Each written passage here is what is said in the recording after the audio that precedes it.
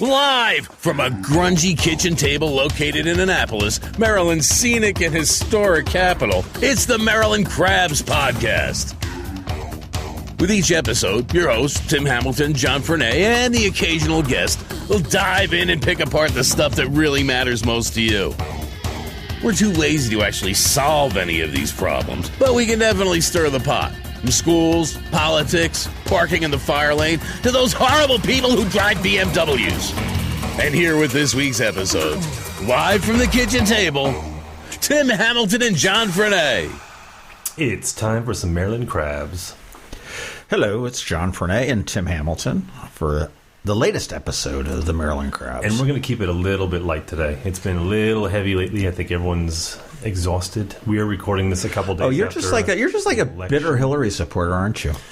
No, I'm not. I got to be specific on that. It's just I'm kind of mystified. I'm upset, but I'm not upset that she lost. I'm upset that he won. It was tough, and as I said in the election episode that we did, I couldn't vote for either, and I stuck to my word. I did not vote for either of the presidential options, and I know everyone's squawking. We got a bunch of emails saying, there's more than two. And okay, well, there were two major parties, so I did not vote for either of them. I did not vote for anybody that was running for president. And I know everyone listening to this is sick of talking about it because we're recording this 2 days after the election, so it's still fresh. It's a little bit raw. And what killing me is going through Facebook.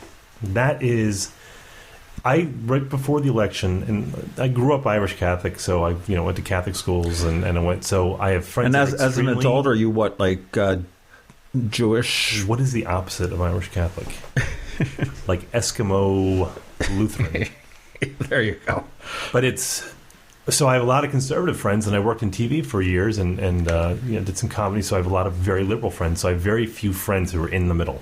So not very few, but I have a lot of extreme friends. So I unfollowed a ton of those friends during the election, and I thought it'll just be for the election. I love these people. I just couldn't take the constant stream of just yammering on either side.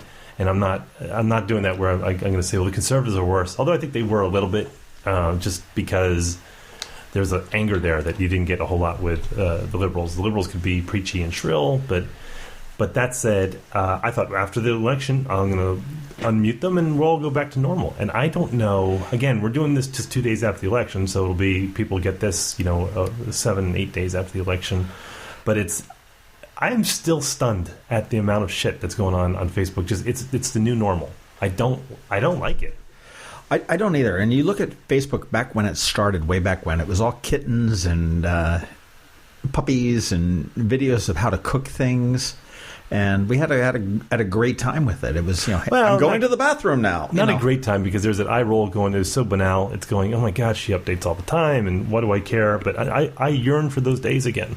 The part is I've watched so many relationships just disintegrate. I mean, it's seriously people who grew up together in my neighborhood, and these are like best friends, and it's gotten so nasty and hostile. It's ridiculous. I just read a statistic that the average Facebook user, and I would probably venture to say that you and I are probably above average Facebook users just with the amount of friends and the time we use it. I'm above average on most things. John. Yeah, well, that's what we thought. Little hands, The average Facebook user has lost 7 friends, which is really depressing when you think about it. And I mean, obviously, there's not a true friendship that's lost, but it's. But you know what, too? So there's you and I both are on Reddit, and for those people who don't know, Reddit is, it's a great website. It's not quite social media. I guess maybe you could count it as social media, but essentially it's all these categories, and people post links in every category. So if you're in a needlepoint, there's a needlepoint subreddit.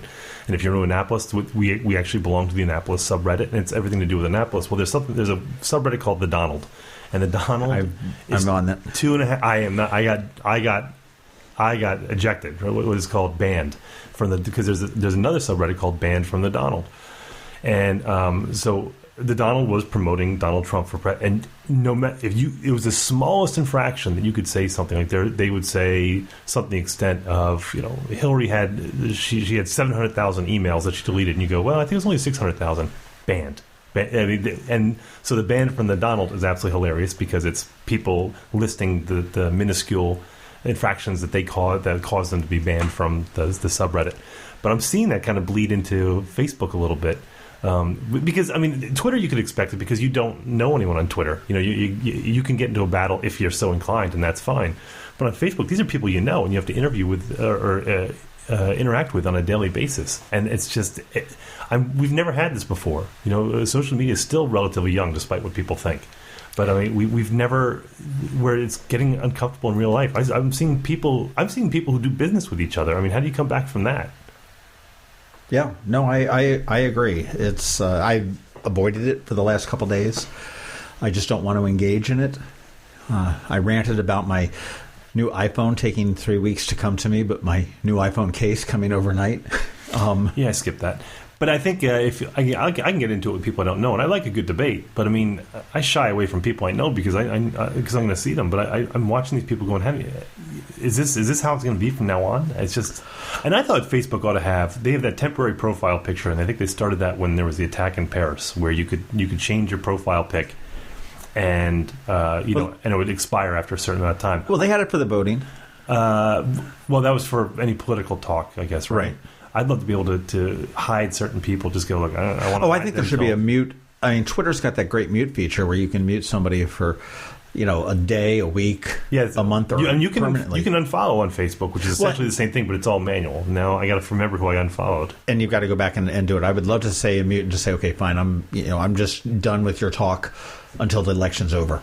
I wonder, and I'm not going to get into the mechanics of the vote, or because everyone's just exhausted from it. But I will say this: is we talked about the new normal. This is what the campaign was. It was people being nasty to each other. It was campaigns being nasty, and their surrogates, which were their supporters, going at each other's throats. And now after the election, that's what's remained. That's the ring around the tub right now. Is that it's just there's a complete lack of civility. It is. I was in a business meeting. I was telling you this offline. I was in a business meeting yesterday where we were all. There was a group of about 4 people, and there were 2 women who were very upset. And I get it. They were very upset about the election. And the guy I was with was a Trump supporter, and he's a nice guy, but he said the wrong thing, and it just turned into a firestorm. Like it went from 0 to ferocious in like 3 seconds, and he was kind of bewildered by it. And someone said, well, she's very emotional, she's very upset. And I'm like, oh, yeah, I know, but I mean, does that excuse? And I'm not picking on her as a Hillary supporter, but I'm seeing this from everybody. I'm afraid that this is going to become normal. I've seen the reaction is a lot different than any other election I've seen, and certainly this election was a lot different. Everything than any was I've ever different. seen. There's nothing. People. You can't have a viewpoint without people being hostile. That's incredible to me. Well, I know my daughter's at American University. She said that the day after the election, they were burning crosses and burning flags in the quad, which was something that maybe I see it as a result of the election. I didn't expect to see it at American University, which is such a it's a private school. B, it's just world renowned for their international relations. And I didn't expect to see it there, and that really upset her because I mean she tends to be a liberal conservative. She ended up supporting Hillary. She had supported some of Trump's fiscal initiatives or whatnot, but she just couldn't reconcile voting for Trump. Plus, obviously, you've got the female thing and the glass ceiling and whatnot. But it was just very. But Yale's the same way. Yeah, matter of fact, that was the story of outrage going around yesterday, and Yale is an institution that is becoming such a parody that of itself that it's starting to just really irk me. I guess one of the professors there, he was an econ professor or something like that. Yeah, he said to students who are in pain, you are exempted from the midterm and I'll grade you on the work you've done so far. Bullshit. No, that's their safe places, and no. But that's again. I think people are lumping that. Someone online was calling them the delicate snowflakes or whatever, and that's not fair. I think small institutions like Yale. I think mostly the Ivy League. Those are the snowflakes, and even that, it's a small segment of the student population. Just like in the 1960s, that it was the number of hippies was a small percent of the baby boomers. Right. That's. So I mean, you can't this generational thing where you're judging on the generations. You can't do that. But the election, certainly they have a right to be upset. Because and just like as if Trump had lost, his supporters would have had a right to be upset. The right was upset when Obama won. The left was upset when Bush won. Well, it's not the left. What I'm saying is that this follows the Brexit pattern, which is that the people over the age of 45 voted to leave the EU. And the younger people who have a future were dismayed because they saw the value of the EU. And I think that if millennials, if it was only millennials voting for the presidency, I think they would have. I saw the map on Reddit, actually. It was crazy. It was like Trump would have taken like 3 states or something like that. No, not even. It was he was going to take West Virginia no matter what. It was like West Virginia and it was like Kentucky. Yeah, those two. And I thought there was like Iowa or something like that. Yeah. Somewhere out in the Midwest. And then everything else was millennials. So first of all, they have a right to protest, and people are calling them out right now on Facebook. They have a right to protest, just as if Trump had lost and his supporters were upset, and they'd have a right to protest and be upset too.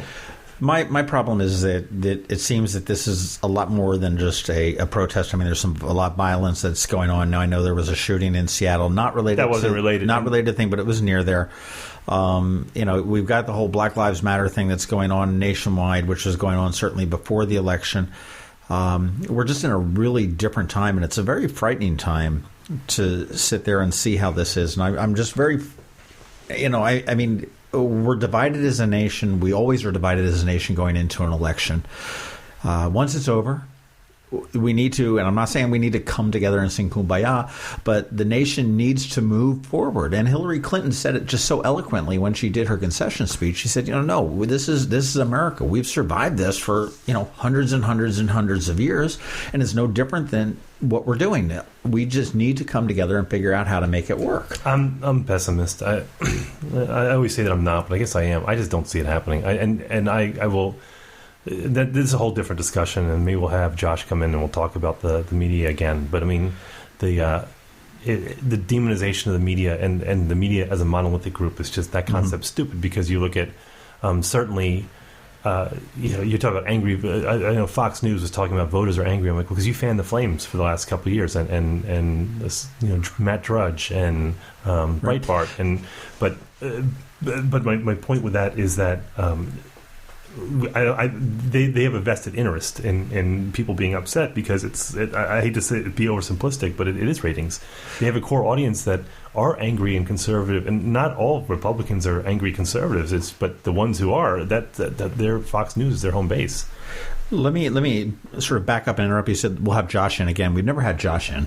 We had Kenny in. No. I meant Josh in. But you said Josh. But Josh Davidsburg would be don't correct me, John. A great person to have in, because, and he would have a great perspective there, because he's working with the University of Maryland. So he's working with journalists that are millennials, the ones that are the young, the up and coming. There's not some of the old and crusty Fox people. This is, so that would be a great perspective to look into. I will say too, though. But I mean. Excuse me. But getting into, if you look at the Capitol, for example, the Annapolis paper, most of those reporters are very young. That's incredible to me. Is just that, and they're really good. They kind of cut their teeth here. I think the Capitol should move to all online. I think that they should forget the print version of the paper. Go all online and use the money they're saving for printing and the facilities and what have you. All right, because I guess they don't have. And invest it in the talent. Invest it in the talent, because they do have some good reporters, but I just feel like they don't have many of them. So it would be great to see them say that model, saying, "Look, we're going to do a pay model," which I think is fair because they're generating content, but they have more reporters getting a little more in depth. I mean, because they're all very good. I will say that. And but I remember when a few years ago when you had. Eric Hartley, and he was a great investigative journalist, and he was. We've got some good talent here. They are strapped.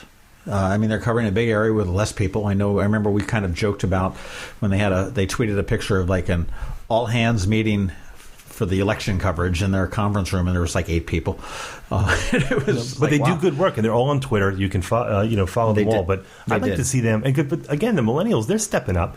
Those are all millennials who are reporters, and they're doing a great job. They're engaged. I'm tired of the generational stereotypes. They're so stupid. They really are. Mm-hmm. The fact that you have baby boomers calling out millennials is hilarious. I mean, baby boomers are the most pampered generation, and I'm generalizing with generations, but I don't know. I think the Capitol. I get some value to the Capitol. I wish they'd have more reporters. I think if they just stopped the printing, it's right. No, that makes sense. That makes all the sense in the world there. So we need to look into getting somebody else in to talk about that. I think the Capitol. I agree. This is good. I mean, Paul. I know Paul Gillespie is a friend of mine. He's a photographer. The photog. He's great. And if you look at the photogs, there's 3 photographers on staff, which is just way. And he's a photojournalist. I mean, we can't. We can't. Oh, him, Josh McCarroll, and Matt. Yeah, they're photojournalists. It's not. I think people have that. They have the reporter like with the pencil in there behind their ear with their hat on, and But I mean, Paul and the rest of them. I mean, they're photojournalists. They're just as much as the writers are there. And they need, they could probably use 1 or 2 more. Those guys are stretched. I mean, Paul goes from, Brooklyn down to South County to PG, and it's kind of crazy. But I do think the Capitol did a very good job on the election. I do hope that we move on. I hope that and when I say move on, I want to be very clear that I'm not saying, okay, suck it up and deal with it. I mean, you've got a right to be pissed. You've got a right to protest. But I don't think being violent is the way to do it. I think you turn around, you find some constructive ways to protest, constructive ways to guide the new administration, whether it be by lobbying your congressman. But in all fairness, violent. If they're burning stuff or burning flags or whatever, which is their right to do. I mean, any real violence you see are going to be outliers. It's not. They're not doing it as a rule, as a movement. The same way that I could find videos of Trump rallies with people dropping the N-word, and sure. But do they represent the group? They just don't. No. CNN last night had somebody on there that said, it's not, the message is not going to get through until we start killing people. I mean, that's a little bit extreme. But that's red meat, and that's where I look at it. I think the core of our problem in this country. I genuinely believe this. I think the core of our problem is cable news networks. I think that they have found their niche. I think NBC made a profit by accident with their news division in 1984, and before that, all news divisions were lost leaders. And now it's big money, so you have to throw red meat to your viewers. And CNN, well, CNN's horrible, but I mean, right. Although the election coverage was great, John King is just absolutely phenomenal as an analyst. But Wolf Blitzer is an embarrassment to to journalism, and Fox News. I thought that. Megyn Kelly was really good, and Chris Wallace is excellent. But it's. I think they're the problem. They need people to be upset and revved up and divided, and I think it is by design. Right. Well, we're looking for kind of a smooth segue out of this, and it's just not happening. No. So I say we just let's put it to bed. I'm tired of talking election stuff. It's been 18 months. I've been fascinated and obsessed, and now I'm tired. And by the time everybody's listening to this, it's somewhat old news there. But we had a conversation last week, which was kind of interesting, and sort of really put this podcast into perspective. We were talking about locals, what local support with Gavin. We get. Yeah, we were talking. We had 2 podcasts last week. We had the podcast with Gavin, and then we had Mr. Keys, the Veterans Day special. Mr. Keys was awesome. What a great. If you missed that one, we put out a special one last Friday, and it's obviously there. If you subscribe, it'll just come right to your phone. But incredible, 95-year-old World War II vet. Wow. Yeah, he was. That's nothing more to say than wow. Yeah, so check that out. He's a great guy, and there's information there. He's got a museum you can check out, and so give him a call. But anyway, we were talking to Gavin about. He was going to be running for mayor next November. So our local political season is now ramping up, which should be a little more fun. It's not going to be as hostile. But he was talking about his vision of Annapolis and what he saw. And he put a huge emphasis on Annapolis for the locals. Not let's get the tourists out, but him just saying that he really wanted to drive a district. His whole thing is a vibrant business economy. And it needs to be supported by locals. And one of the points that you made in that interview was everyone's squawking about, poor Stevens Hardware, they went out of business, yet nobody really supported them. Nope. And so what do you expect? Yes, sir. Yes, but look, for example, if you look in Eastport, where the Eastport Athletic Club is right now, they had 2 grocery stores there. And they both went out of business. Yep. One was theft. I mean, they're in an area where crime is an issue. Yeah, one I heard was a crime issue that got them out. And the other one was, I think, before my time here that it was there. It was So there's 2, but I think it's one of those things that and I do that too. But where you're kind of like, oh my God, I can't believe they're gone. But I couldn't tell you the last time I'd been there. Stephen. So I think people like the idea of something being there. They like the idea, but practically they're not there. So. Yeah. But they were in a niche where they served a downtown that didn't exist anymore, and we talked about that last week, kind of the Disneyfication of downtown Annapolis. But so there's no people want grocery stores downtown. They want they talked about the Dean and DeLuca, which was never on the table, by the way, with the Market House and Stevens, which is a hardware store, which actually wasn't even a hardware store by the time the last 20 years it had turned into like just kind of a knick-knack supply place for the boats who come in. Right. But and Mission Barbecue, I think, is a great addition there. And I think that's gonna serve both. So I think we look at like what if we're going downtown. You and I have done an experiment before where we said. Or not experiment, we had a discussion where what restaurants in Annapolis would draw people from Baltimore or D.C. where you would drive here just for that restaurant. Right. What's the best of Annapolis? Right. So and you don't need to be an advertiser to get into the discussion. That's a novel concept. You can be included in the category without buying advertising. You mean, is that how that works? I guess so. Is that you buy an ad and then you're a best of? Yeah. You go, here's your ad and here's your best of category. Wow. I've heard. Who would have thought? So what businesses downtown do you, and I was thinking about this when we were driving over here, what business downtown brings the residents from like Bestgate over there or from Parole or from Forest Drive where they're going to brave the parking and brave the chaos downtown just to go downtown, just because they're going somewhere local? There's not a lot of them, but they're there. No, there's not. I mean, places that I will leave, and I'm not that far away, but I mean, I will leave my house and go downtown. Pips Hot Dogs. Pips, definitely. Sophie's Crepes. Yeah. Let's go Pips. They got the hot dogs and they got the best cheesesteaks in They do. Maryland. They come very close to Philadelphia. Yeah. Sorry, Ryan, you're not quite there yet, but I think it has to do with... He's a Philly snot, though, in all fairness. I think it has to do with having like half a cow simmering on your grill for half a day. But that adds the Philadelphia flavor. But locals go there. Sophie's Crepes, you're right. That's another one. And I think that's a lot for Naval Academy, too. Mm-hmm. These are convenient. It's right outside the gate. Right outside of the Barry Gate. Right. Mason's, too, I think would be... Yep. I kind of like that's the lobster roll place, but I don't like seafood. Nightlife, I would say upstairs at Middleton's on the weekends, which is a piano bar that a lot of people don't necessarily know about. But it's a baby boomer fest. But it's that's what's his name? It's Larry Lay. Yep. Yeah. They have it upstairs. I found that on Mangia. They have that upstairs, which to me turns into like a bumpatorium, like a kind of a. They have the lights and the. Yeah, they do that whole disco thing. Buddy's was doing it too for a while. I don't know whether they are or not. And Mangia, when I mean, I don't get that. They call themselves, Charlie's Sports Bar. I'm like, come on. It's a 6-seat bar with a TV behind it. I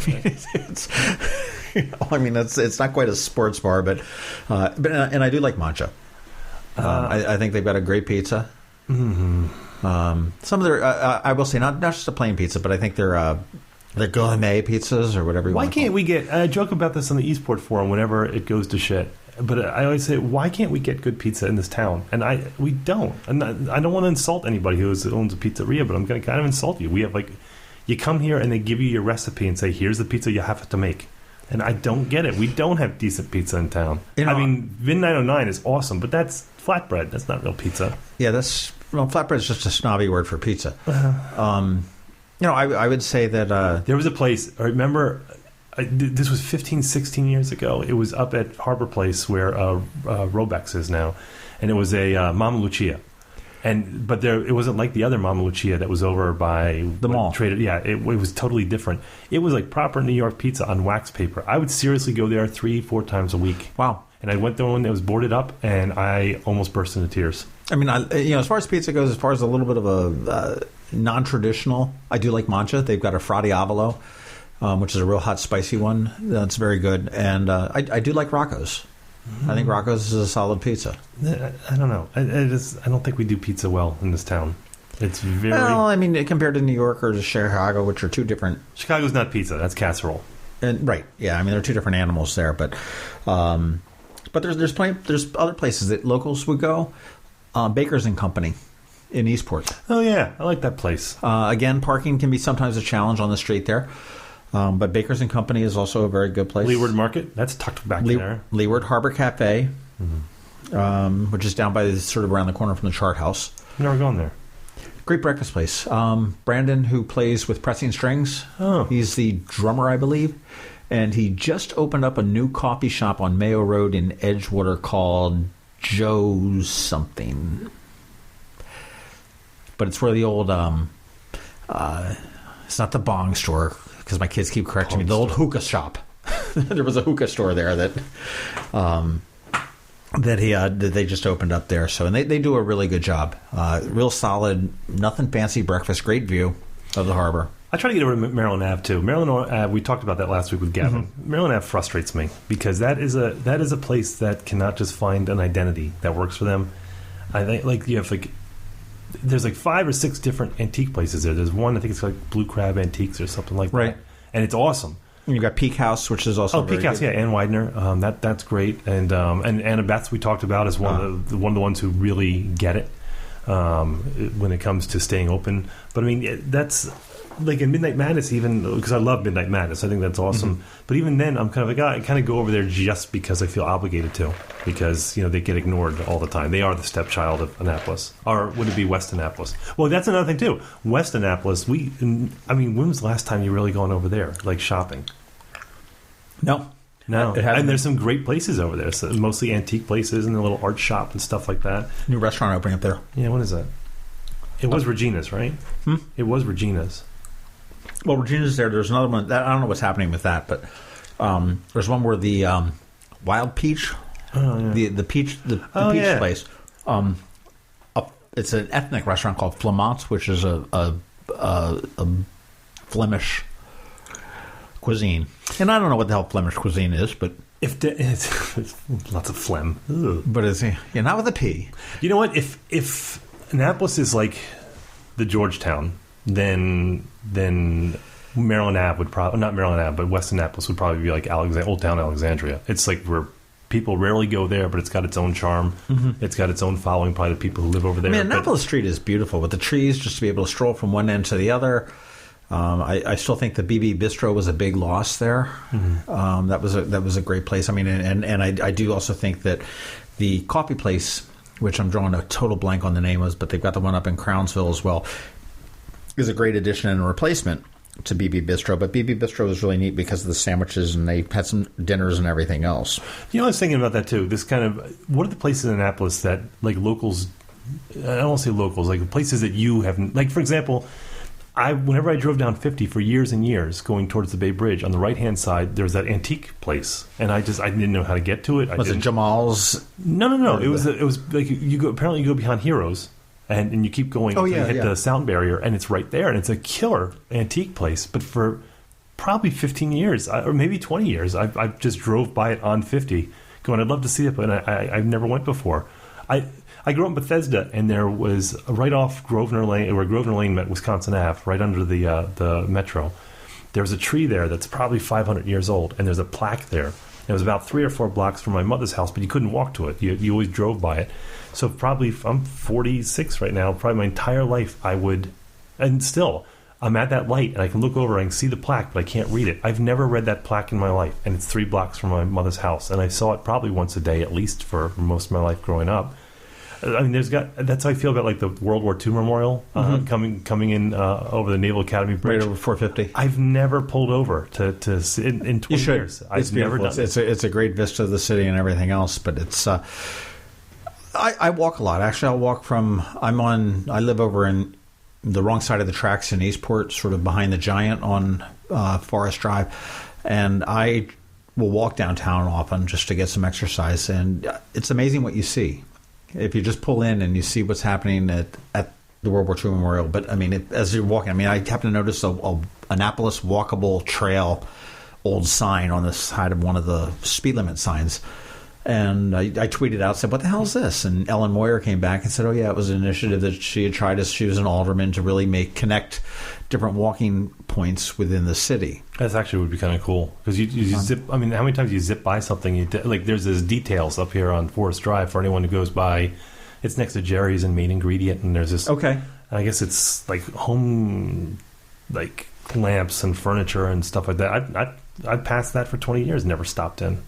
I think there's a lot of places like that. We're a small town. We have a ton of places like that you just never really pay attention to. Right. Like you were saying, at Eptide. Eptide has a killer burger. Yep. And not many people know that. You would say you want to stop at Eptide, grab something to eat, and you just kind of look at you, go, you got to be nuts. It's a dive, but it's a dive with great food. Oh, absolutely. And it's a great dive, frankly.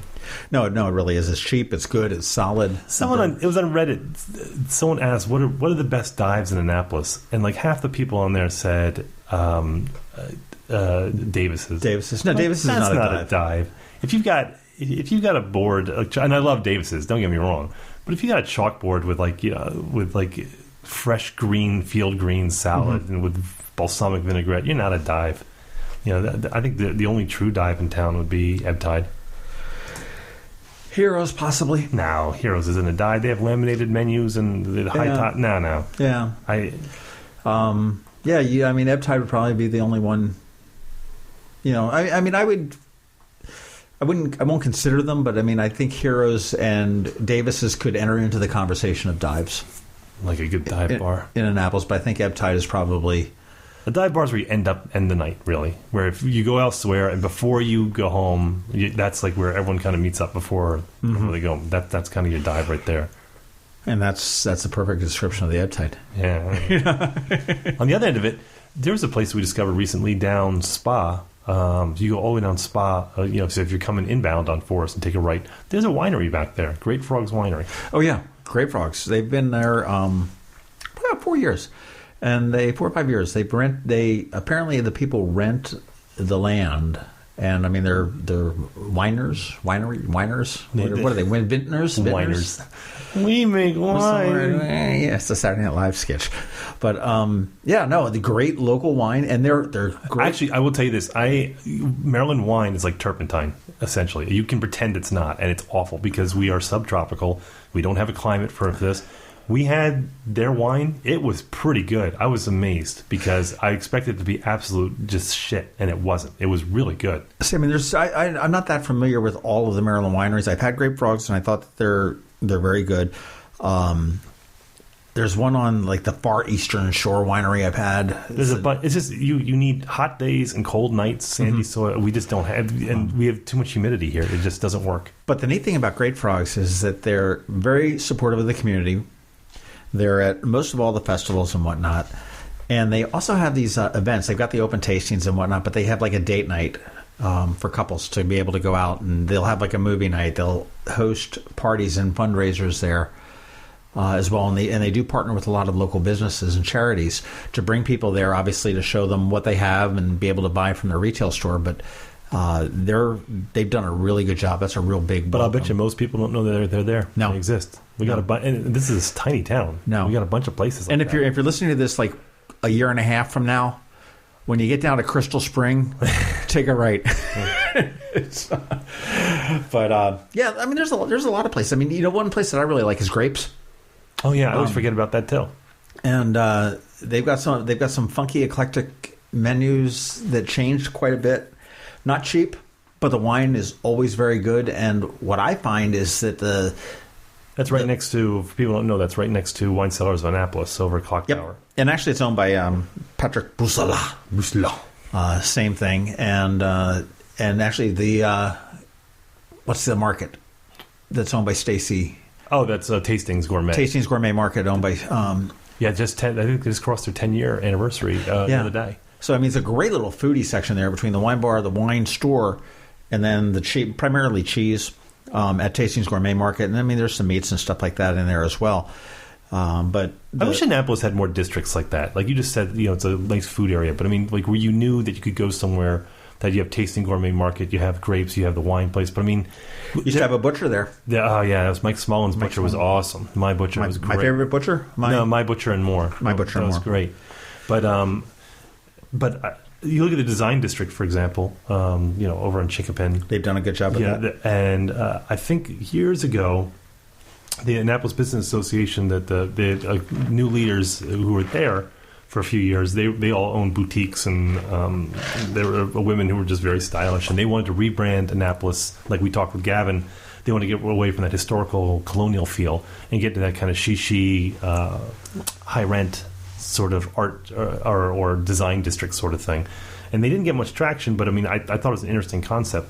But we don't have defined. We have defined areas in Annapolis, but they're just defined areas. They're not for what they do. Right. Like if you look at U Street in DC, where that's like the height of like local black culture, for example. Mm-hmm. Georgetown has got that overall. I mean, I guess that's not as specific, but I mean, you look back in the day. If you look at the Bowery in New York, which is all the restaurant supply places, but that had a heavy music scene, of course. David Bowie lived there for a while. But we don't have those well-defined areas in this town. We could. Right. I want to go back to that Grapes in that Clock Tower place. I forgot also about another foodie place there is Sweetheart Patisserie. Oh, yeah, the bakery place. And again, there you go. You just said, oh, yeah, that's right. I mean, I have so many places like that in Annapolis that I get bad because you get, like, if you, like, Soul is one. Like, Soul's a new restaurant there, upstart up there. We're off South Cherry Grove. South Cherry Grove. But by Lido and the CVS. I always forget they're there. Just going, oh, yeah. But we have so many restaurants like that you just kind of forget it. And I do like Soul. I think it's good. I've always had problems with the way they get stuff out, and I mean, it's this whole small plates concept. Yeah. So sometimes if I'm out there with Teresa or something like that, she'll have like a fishy thing, and I don't do fish, and they bring hers out, so I'll just say, yeah, go ahead and eat it, and I'll just wait till my steak comes out. But they're very good. I met someone the other day. They lived here for 20 some years, and I said something about Giolitti, Giolitti Deli, which is up there next to Union Jacks, up next to Pearl Town Center, and they're phenomenal. Right. And they're like, oh, I've never heard of it. I'm like, how can you not hear of it? That's literally 3 miles from you, 4 miles. That's crazy that you don't know it exists. Right. Yeah, no, absolutely. I think that it's funny you talk about Giolitti's. One of my Facebook memories came up and said that it was this is a memory with, do you remember, oh gosh, what was the sort of the Gadfly Facebook page that was always... with all the gossip, I can't remember what it was called. Chatter, but Annapolis yes, Chatter. the Annapolis Chatter. There was a comment from there because I had said they were talking about delis or something like that, and I said, "Oh, I would much prefer Giolitti's or the Big Cheese." And somebody says, "Oh yeah, spend like twice as much and whatnot." And I'm like, "Well, yeah, if it's that good, if it's good, I don't mind spending twice as much as like 3 slices of giant prepackaged Oscar Mayer, right. on a nothing roll." I miss the movie theater over in Eastport. I used to love going to that theater and to have dinner there, and they go over to Squisitos at the time, or go over to Adam's Ribs. But I mean, I've had a lot of people ask me about that lately, about what's happening with it and why nothing's ever gone there. And from what I gather, it's got a slanted concrete floor. And to even that out and level it out, this is a theater, is a real problem. As opposed to having a flat floor and I guess building risers to look down with the chairs. Apparently that's a real problem. But there's a big development that's looking to redevelop that whole thing with got a couple hundred apartments above it. That whole shopping center. So that'll be interesting to see if that's going. That looks like it's going forward there as well. But there's a ton of places. I mean, you look just generally around Maryland. Meriwether, I think, is just I grew up in Meriwether Post. That was, remember the album, The Loadout? Or I'm sorry, it was Running on Empty. It was Jackson Brown. Yeah, Jackson Brown, the song The Loadout. Yeah, because my parents were at that at that concert where he at the show where he recorded that one and Stay and what was the other song? There was like 4 songs on that album he recorded there. Because it's small and it's intimate, but I love that place. It is. Getting out of Annapolis a little bit, you look at the downtown, and certainly they can use the help right now, but they seem to have really figured out how to keep Main Street moving as Ellicott City. I always thought that they could be a model for Annapolis, and just like Frederick could. I mean, they've got just such funky little antique stores and the bistros and the pubs and whatnot. It's you don't sound like you have a girlfriend, John. It was funny. We were in Ellicott City before the flood, and it was the day or the week that the Pokemon Go came out, and we sat on the sidewalk on a bench before we went to dinner because her daughter was had something to do up that way, and we counted something within like a half hour. There was something like 140 people, all walking down the street, looking down, playing their Pokemon Go. Yeah, they have fires and floods and firstborn dying, and water. And they're now open again, which is they just reopened Main Street. I mean, the businesses are slowly coming back, and it's Howard County and Ken Ullman did a Ken Ullman. Did I screw that up? I think whether he lost, I don't know. But they did. I think it's Ken Ullman, but did just a wonderful job of getting it, handling that and getting that after that devastating flood back together again. We got some great areas. I mean, if you go over to Eastern Shore too, like St. Michael's, of course, it's ridiculous. I mean, I see that as a model for Annapolis too. Is that they really get where they I mean, there's not that many locals there in St. Michael's, in all fairness. Right. But it's not all crap T-shirt shops or Chotsky shops too. They have some really cool stuff there. Like, I mean, it's small, but I mean, you can go over on the Eastern Shore. There's just so much stuff to do over there before you get to Ocean City. Right. But I would say, locally in Annapolis, I would say you'd find more locals on Maryland Avenue and West Annapolis than you probably would downtown. Maybe. Like, I mean, there's some restaurants downtown that serve both. Like, I'm thinking the Vida Taco or Taco Vida. That place is awesome. And then there's like the niche place there. I've got a problem with them, but that's okay. I won't get into it. Great. Just add that to the sponsors. I mean, you've got Vida, which is doing very well. You've got Fox's Den, which is also doing fairly well. Redwood Wine Bar. Like I said, they get both. I mean, they get it. They serve everybody. I think I think once you get down towards Market Square, that's when the tourist fare starts, and the food is kind of mediocre yet expensive. I think it's funny. I looked at Yelp one time, and I would love to plot it out on a map and see, but I'm pretty sure my theory would hold. But the closer you get to the water, the lower your star rating, because your prices are up, your service is down, and you figure you're trading on the location. And that's true. So Kath and I went to New Orleans back in 2000, maybe 99, 2000. So we go to New Orleans, and we decide we want to go out to dinner. So we find this steakhouse, and it's like downtown. So we make reservations. I'm not even 30 yet, and so we get in the cab, and the guy goes, "So where to?" So we tell him, and he goes, "I'll take you there, I guess." And I said, "What do you mean you guess?" He goes, "Well, you're in New Orleans, and you're going to a steakhouse." He goes, yeah. I said, "Well, can you take it somewhere better?" He goes, "Yeah, do you want to go where the locals go?" I'm like, "Yeah, absolutely." Now, the guy's probably getting a kickback, in all fairness. I mean, he probably makes a speech every time he picks up the tourists. But he took us out to, like out towards Pontchartrain, we probably went 20 miles. And we were out in the sticks, and there was nothing around. And it was like a movie. We pulled up to this restaurant that was in the middle of this, like, dirt parking lot, or parking dirt. And we walked in, and it was like from Central Casting. It was these big Cajun dudes with like overalls, and I swear to God, plaid shirts underneath with big beards. Duck Dynasty hadn't quite finished casting exactly. yet. And they had like the plastic checked tablecloths, and I'm in a suit and she's in a black dress. No one gives us a second glance. No one. So we just sit down, and like they slap down a pitcher of beer, and they have the crawfish. I mean. Maybe this is just like one of those places they created, and these people are hired to do that. But I mean, I had alligator, and it was the best. Here we are, 20 years later, talking about it, and it made an impression. It did. It's just and I guess when people come to Annapolis, I don't know if you have any of that.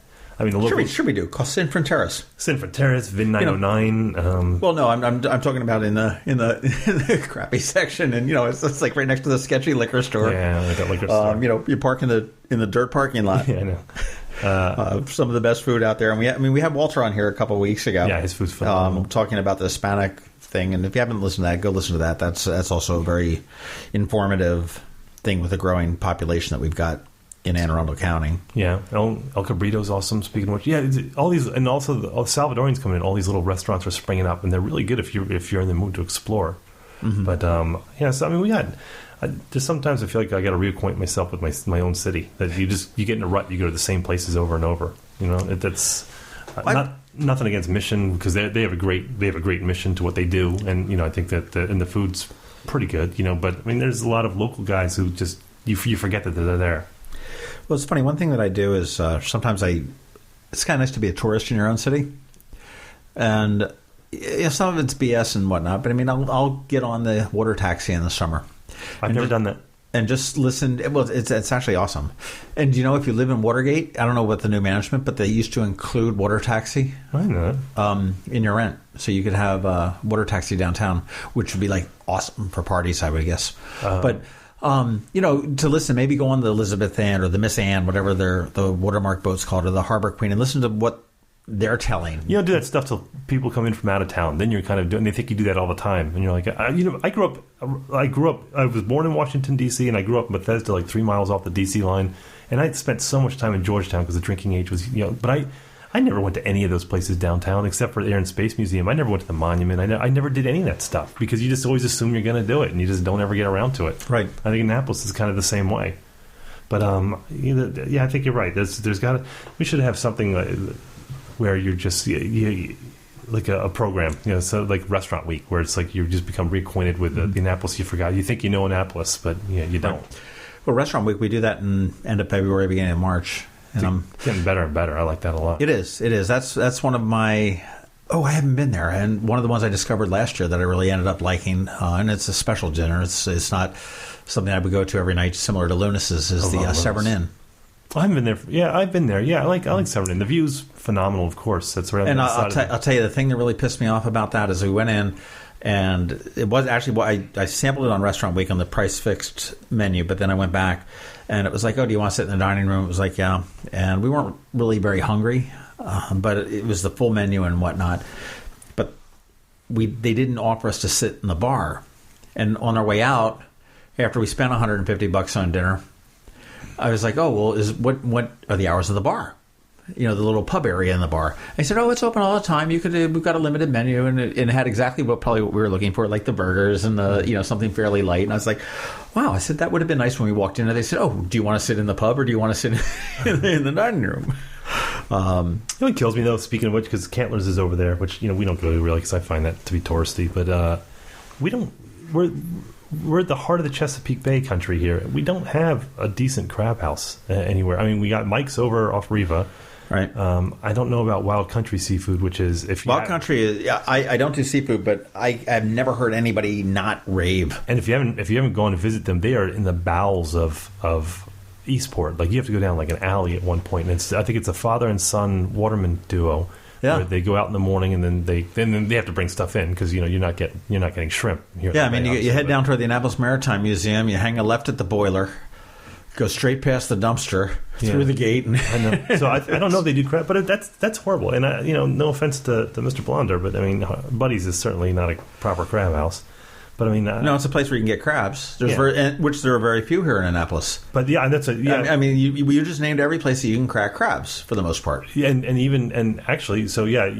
You're not. There's no parking in Eastport for tourists. If you're a tourist and you're coming here, you can get a crab cake. You're not getting crabs unless you're going to Buddy's. And again, they're not proper. Buddy's, Cantler's, and Mike's. I believe. I don't know of any other places that serve crabs like beat them up and hit them with a hammer. I don't know if Pit Boys is now doing that, or because I know they were supposed to. I don't know that they were at the time because they just reopened up on Forest Drive right by Spa Road. Right. So I don't know, but that's as a local that's terrible. You can't go. We used to go out in Eastport or Edgewater. There was that place Hyman's. I can't really embarrass myself there, but that was really phenomenal. But I don't know, that to me is that's a shame that I find the money I'd open the place. Well, I'll tell you, but you talked about like just a little bit of undiscovered places, and I got into a discussion on the Eastport forum. They were talking about what's a good gym and whatnot, and I will always. I know what you're gonna say. Yeah. I'll always jump on the Pip Moyer Rec Center. Yeah. Great bargain for people that live in the area, and even better bargain for somebody that lives within the corporate limits of the city of Annapolis. My wife and I were the number 1 and number 2 members at Annapolis Athletic Club because I went in when they were building it, and we joined. I sat down like on the. That's the old supermarket, right? Right. So, and they're still there. They're great. They got all the amenities and stuff. They're high end, but I mean they're a little pricey for what I want. But I joined Pip Moyer, and I don't live in the city, and I still got a great rate. I mean, it's no frills. But it's clean. It's clean, modern weightlifting equipment, modern aerobic equipment, basketball courts, rock climbing wall, indoor track. They've got all the outdoor rec stuff. They got baseball fields. Is that making money? It is not paying off its debt service for building the thing because this was Ellen Moyer's thing, and to get this built. But it is self-sustaining. So if somebody wanted to pay off their mortgage. It would totally make money because you can rent rooms there. You can rent meeting rooms. There's a kitchen there that if you want to rent and have a birthday party. They do offer classes. But they're talking about privatizing that. Yeah. man, I keep hearing that Ross Arnett is on this privatizing bandwagon, that he's already in little talks with the people that own the Y, which purchased Big Vanilla, right, both in the Pasadena and Arnold locations, to do it. And I don't see a need for that. I think privatization really works in some ways. I think the trash in the city of Annapolis probably has worked okay. I don't know that it has saved us any money, but I don't think the service. That's what I don't get. All right? So not to start bashing again, being Captain Negativity, but so let's say you have 50 people working for collecting trash throughout the city. That's probably more than. But let's just say you do. So you say, okay, we want to privatize this to save money. And they say, okay. So basically, we're not going to pick up trash anymore, but we're going to take those 50 employees and we're going to find them somewhere else in government. You're still paying their salaries and you're still paying the pensions and the benefits and everything that goes along with that. You're not paying for maintenance of trucks or the truck fleet. I mean, do you really save any money? Like, I just feel that whenever Annapolis privatizes, they don't actually do it. They half-step. I mean, that's what they did with parking to an extent. I think they gave the employees the choice to go to SP Plus. Or they said, or you can stay here. But in the point of privatizing is that you're shedding the cost of those employees? Yeah, I mean, I think the concept of privatization always tends to be a lot more financially beneficial to the city than the reality is. For instance, we'll talk about the parking that they did. All the employees were given the option of moving into a different department or going to work for that company. SP Plus. Most people stayed with the city. So SP Plus. Why wouldn't they? I mean, the benefit, the pay's good. The benefits are phenomenal. What did the city gain ultimately? I mean, they're paying these people. They're paying the salaries of their people. It's all passed through. Probably some wear and tear on some vehicles. I don't know whether they sold the vehicles that were doing parking enforcement before. But very, very minimal. Like you said, with the trash collection, you've got some maintenance people that you could probably save on, but they're still there, still working their rough 35 hours a week. Yeah, I figured that'd just get you going. But the 35 hours a week that the city employees work, you've got, they probably got rid of some trash trucks. Holidays. Well, I guess I just don't. Well, and I've heard it said, and we've mentioned this before, that the argument coming from a member or two of city council saying that, well, sure, we're paying a lot for this, and the taxes are high, but we're getting a level of service that is so much superior to you that you would get otherwise. And of course, I don't. That's a nice soundbite, Sheila. I mean, but I just don't. But I mean, I guess. So going back to the rec center, that's why I ask you if they're paying their bills. That's one thing. Are you actually? Would you? I mean, they're overstaffed. They are. They can make some more money. I mean, every time I go in, there's like 3 people behind the front desk just talking. Yep. And they're overstaffed, like the rest. And I jokingly, somebody says, "Oh, how much does it cost to the rec center?" I said, "Well, you play your cards right. You just walk right through, and nobody can say anything." And I did try that one time. I had lost my card, my membership card, and I walked through every day, 5 days a week, for a month before anybody said anything. I didn't beep it, scan it, or anything like that. And I could have been anybody. I mean, perhaps they recognized me because I'm there a bunch, or maybe they were looking, but it didn't seem to be that they were looking. I think there's some tightening up you could do in there, and maybe that'll happen with the new park and rec person. I don't know whether the mayor is going to hire anybody or whether he's going to be able to hire anybody, because the existing parks and recs director, he quit first this month. Yeah, I forgot about that. So you certainly tighten things up there. I would like to see it opened a little bit later. Take 3 of the people that are one extra person on that front desk, and let them stay there till 11 o'clock at night. That's a difference I see, and I think that's a lot of what Trump kind of coasted in that concept that government equals lazy, private industry equals cutting edge, which isn't necessarily true on either side. I mean, I think privatization doesn't always work because all companies aren't superior. I mean, some companies are better run than others, so you might have a company that could come in and run it better, or there's a company that would come in and run it the same. I think looking at Town Park and SP Plus is a perfect example of that. I mean, we can have some quibbles with the system or anything, but I mean, I don't think it's really that much different from one to another. No. So that's how I feel with. But my problem with government, especially city government, is fine is good enough. There's the what? Just being fine is good enough. Just being adequate.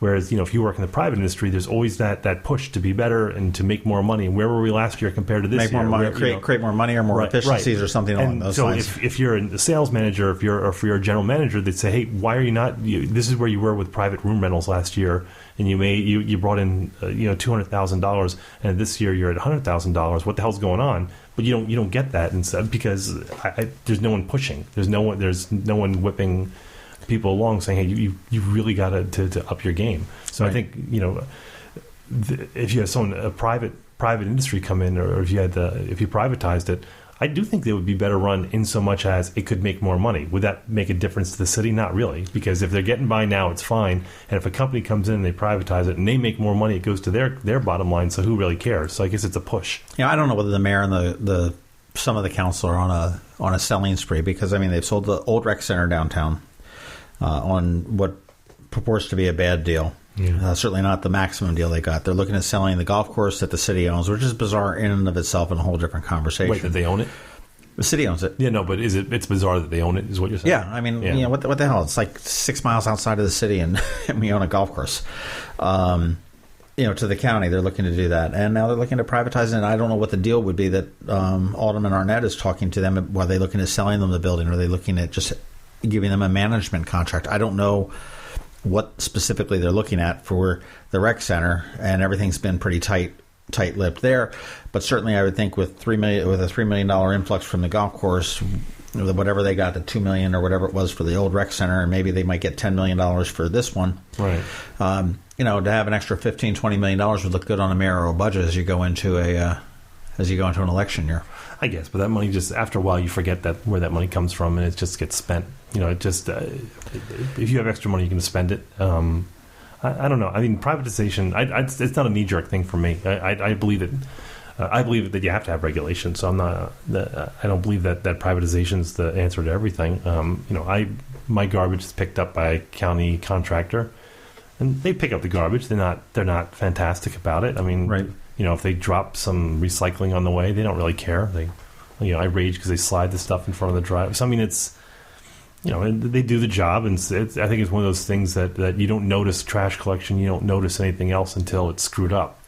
Right. But I know that the mayor, typically that's a Republican sort of position, is that privatization is the answer, and I don't know, maybe it is. I don't know in this case. I don't know. Well, I do know, and you've said it often too, and I agree with you. The city is not a jobs program. It shouldn't be, but primarily it is. It's Washington D.C. certainly in the 1980s was a jobs program, and it was open. It wasn't an open secret even. They were very open that it was a jobs program. Right. Marion Barry wanted to create a black middle class. That was his goal, and his way to do that was government. And I'm not making a judgment of that because it did work. It absolutely did. To a degree. Yeah. But it was chaotic when it did happen. And I'm not saying that's not what's happening here, but it is a. We talk about the size of city government, and could it be smaller or should it be smaller? And I'm of the mind that it should, because it's for the size of government we have now, or that Annapolis has now. I don't see the efficiency or the high level of service that it's claimed that they have. I'm not saying that the employees don't work. They don't work hard. Most of them do, of course, but that you can still have hardworking people that you probably don't need in that position. Sure. Unfortunately, I don't want to see anyone out of work, but yeah. Well, we're having good talk. Hit a bunch of things. We hit the election. Yeah, we kept it light this time, huh? Yeah. We wanted to, but if you have any suggestions of what you want us to talk about, we have some guests coming up. We have some events coming up, and we're gonna keep you abreast of that. We got someone in a couple weeks that's going to be kind of exciting for us. It's big, huge. And not that huge. And we're gonna have a couple live events that we're working on right now that are around Christmas time, that we're going to be out in local bars, which is my natural habitat, or used to be. Right. But let us know at info@themarylandcrabs.com if you have any sort of suggestions. And if you've got any hidden gems of places that that you think most people don't know that are just freaking awesome that you need to try out, email that to us or tweet it to us or Facebook it to us or something like that, and we'll compile a list of that and put that out there, because I think that's help the community. But you can find us on Twitter at MD Crabs Podcast. We've got Facebook pages and groups called the Maryland Crabs. The website is themarylandcrabs.com. Email at info@themarylandcrabs.com. Boy, look at all these ways you can contact us. A lot of stuff. People hate us. Or you can find us on Twitter. You can find me at Tim Hamilton47, or you can find John at Ian Annapolis, and you can reach out to us. And then just when it comes to the podcast, a lot of people are clicking the links and listening on when they're at work or what have you, because we've had a bunch of downloads. I think our last one was around 500 Yeah, downloads. my God, we had 500 on that last episode. It was awesome. So thank you. What we'd like you to do, though, is if you go to iTunes on your device or Google Play, you subscribe to the podcast, and then every time that there's a new podcast pushed out, it's magically on your device, and you can listen right there. So go to iTunes or Google Play and subscribe to the podcast right there. And every time there's a new episode, boom, you got it. It's just like that subscription to Playboy that you used to have. Playboy's cute. It comes right to your door. I'll introduce you to something called internet porn, John. I don't know what you're talking about. And then go into iTunes and give us a 5-star rating, because that would be wonderful. And then the review would be nice. We're getting some funny reviews and some nice reviews. They're great. And tell your friends. And then go back and listen to some of the earlier episodes we've had. We said some killer ones. The Mr. Keys, the one with Gavin and Mr. Eads and Jessica Packler and Sean O'Neill and Kenny Burns. Yeah. And we're getting a library at this point. That's a library. I haven't been to a library in a long time. Yes, I have. I was there when they did the 3D printing. Oh yeah, that's right. We did that. It was really cool. That's right. So, but yeah. Thank you guys very much. Thank you for the 500 downloads from last time. That was I don't know what it is at this point, but I know it was over 500 last time I looked. Billions. And rate us. Have a good week, and we will see you next Thursday, right about noontime. Next Thursday. Bye-bye. This has been the Maryland Crabs Podcast with Tim Hamilton and John Fernay. Sure to follow them in all the regular places, Facebook, Twitter, YouTube, and online at themarylandcrabs.com. Take a moment to rate us on iTunes. Now, get the hell out of my kitchen. Seriously, go! You're still here? It's over. Go home.